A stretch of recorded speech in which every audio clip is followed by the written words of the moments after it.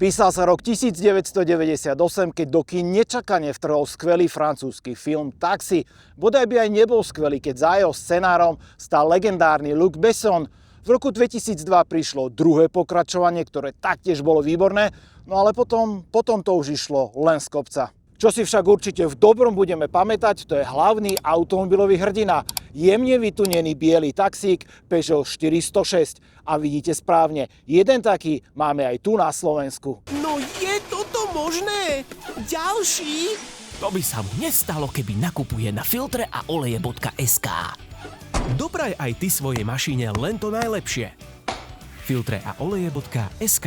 Celkovo táto filmová séria Taxi sa nám rozrástla na 5 filmov, vznikol aj 12-dielny seriál, vznikol jeden príšerný americký remake, ale v našich srdciach teda najviac zostávajú prvé 2 diely. V prvom dieli bol úhlavný nepriateľ tohto auta nemecký Mercedes E500, v dvojke to bol Mitsubishi Lancer Evo 6, naozaj film, na ktorý sa dá pozerať v obidvoch prípadoch. Prvé 2 diely naozaj si kedykoľvek rád pozriem. Ale poďme k tomuto autu, pretože to vás bude zaujímať asi najviac. Mňa veľmi prekvapilo, milo ma to prekvapilo, keď mi Matej napísal, že má toto auto, že je takto spravené a je to samozrejme slovenské auto. No a aký je jeho príbeh?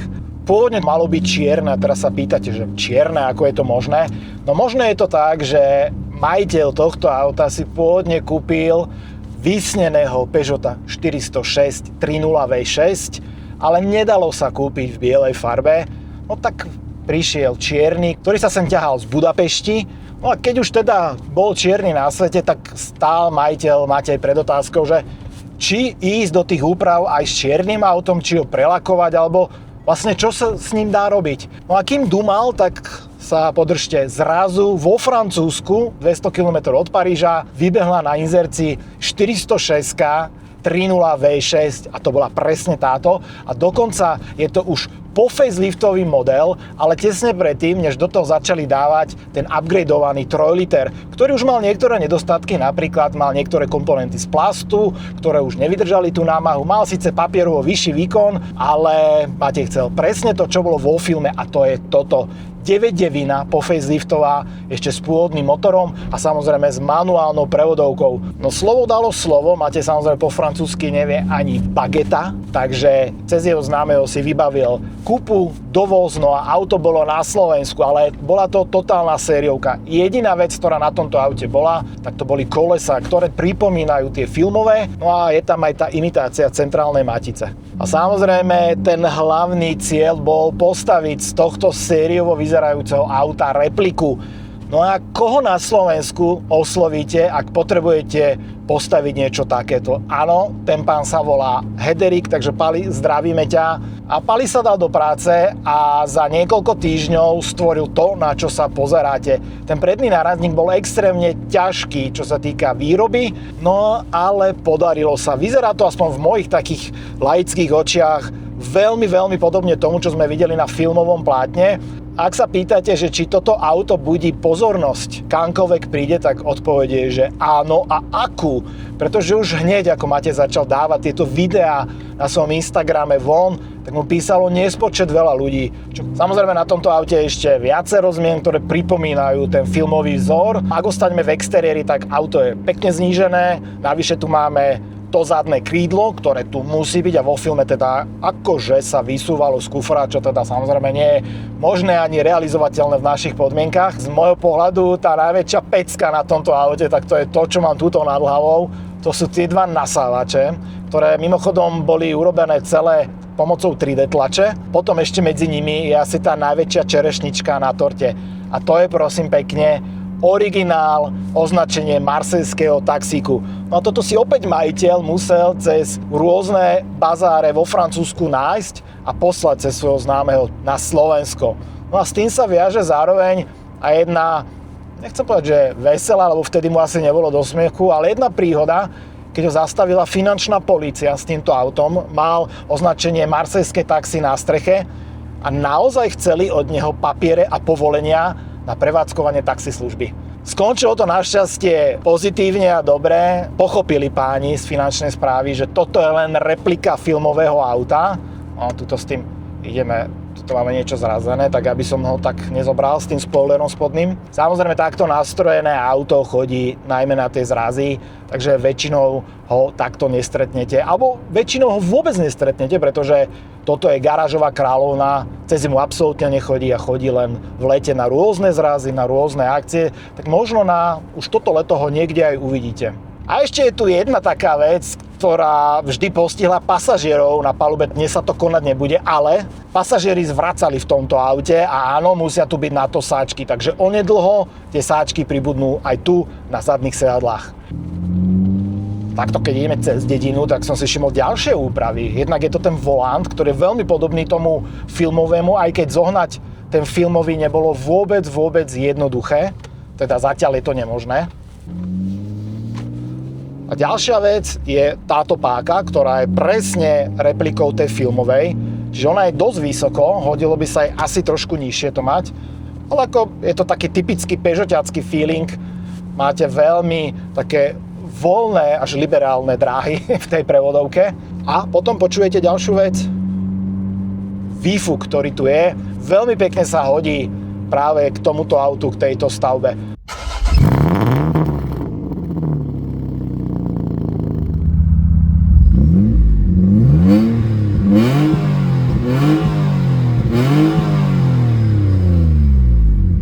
A keď chcete počuť, ako to znie v otáčkach, tak vám to hneď ukážem, pretože ten 3 liter V6 naozaj veľmi pekne spieva. Ale toto je naozaj pekne do tých otáčok. Nie je to úplne taký trhač asfaltu, ale kedykoľvek pridáte, veľmi pekná, plynulá dynamika. Nechcem ísť úplne rýchlo na tomto aute, pretože neviem, ako veľmi tu držia tie veci, ktoré tu všade máme, napríklad označenie taxi Marseille. Áno, Daniel chodil takmer 300 km za hodinu, ale to je film. V realite nie som si úplne istý, ako to tu drží, ale aj tak mi to stačí na to, aby som navnímal tú taxikárskú 406. Má to niečo do seba a ja som veľmi zvedavý, keď uvidím toto auto na niektorom zo zrazov počas sezóny, koľko ľudí na ňom bude nalepených, koľko ľudí sa bude majiteľa pýtať na všetky možné otázky a ten chudák sa bude potiť a bude im dávať tie odpovede. Inak vo filme, minimálne v jednotke, v dvojke, mali na place stále k dispozícii 6 kusov týchto aut.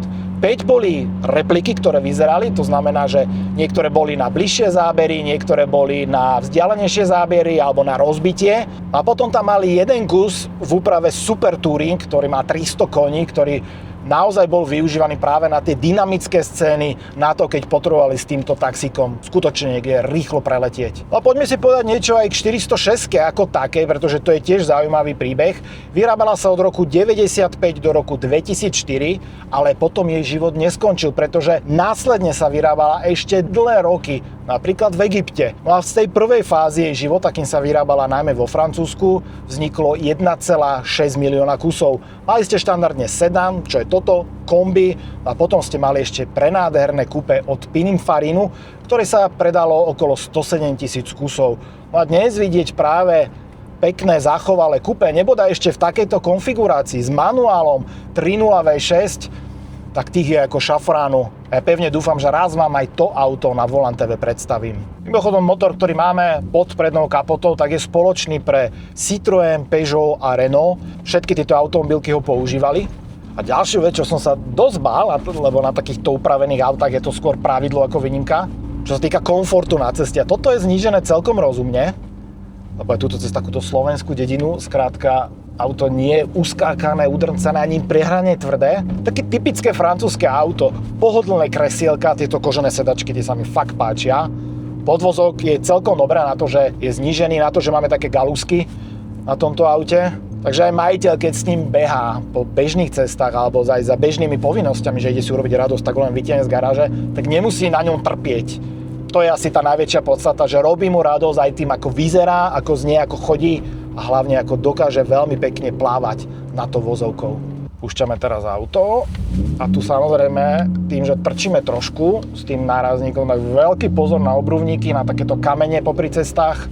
Predchodca 406 je notoricky známa 405, s ktorou samozrejme máte aj skúsenosť na Volant TV, pretože jedno také auto mám, ale to je samozrejme diesely. 405 a 406 sú dizajnovo, dovolím si tvrdiť, celkom blízke, odkazuje jedna na druhu, ale už potom nástupca 407 je tak vzdialená dizajnovo aj tým poňatím auto, ktoré ma vždy obchádzalo. Nikdy som nevidel na ňom nič príťažlivé ani zaujímavé. Ale to sa nedá povedať práve o jej predchodcoch. Ja tu vychvalujem tú 406, ale vo svojej dobe, keď prišla, mala jeden taký čierny puntík a to sa týka bezpečnosti, pretože v nárazových testoch Euro NCAP dosť pohorela, ale to sa zlepšilo práve po facelifte. Súdiac podľa tých predajných čísel, tak je jasné, že ľudia to aj tak kupovali. Ale aj po tých rokoch tá 406 pôsobí znútra veľmi pekne. Máme tu dokonca tú najvyššiu výbavu, to znamená vrátanie digitálnej klímy, vrátanie palubného počítača, kožených sedačiek. Mne sa 406 páči o to viac v takejto úprave. Chceli by ste mať napríklad toto auto na svojej svadbe ako svadobné a to by bol naozaj že gól, tak je tu tá možnosť. Kontaktujte majiteľa cez Instagram. Určite ste si všimli aj tie veľké strmene štvorpestíkové, ktoré tu vpredu máme. Áno, toto bola výbava v tomto aute, ktorú ste tam mohli dostať, ale paradoxne, keď majiteľ mal predchádzajúcu čiernu verziu, tak tam mal úplne obyčajné brzdy. Či to už niekto sa s tým hral alebo nie, neviem.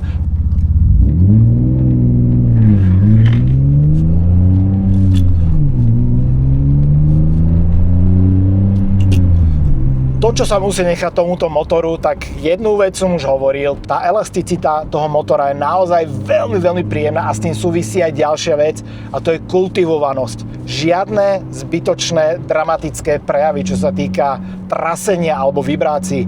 Toto je auto, ktoré je nad tými ostatnými bežnými autami už len vďaka tomu svojmu motoru. Tie 3-litrové V6 mali niečo do seba a mne je strašne ľúto, že dnes už prakticky takéto motory nestretávame. Musím to zhrnúť tak, že bolo mi obrovským potešením vám priniesť práve túto najpodarenejšiu repliku filmového taxi, akú poznám a som si istý, že v našich zemepisných šírkach je to tá top vec, na ktorú narazíte. Už teraz sa teším na vaše reakcie, keď to auto naživo stretnete niekde počas leta. No a ja si zatiaľ idem užívať ten zvuk toho 3-litrového 6-valca. Vidíme sa onedlho. Ahojte.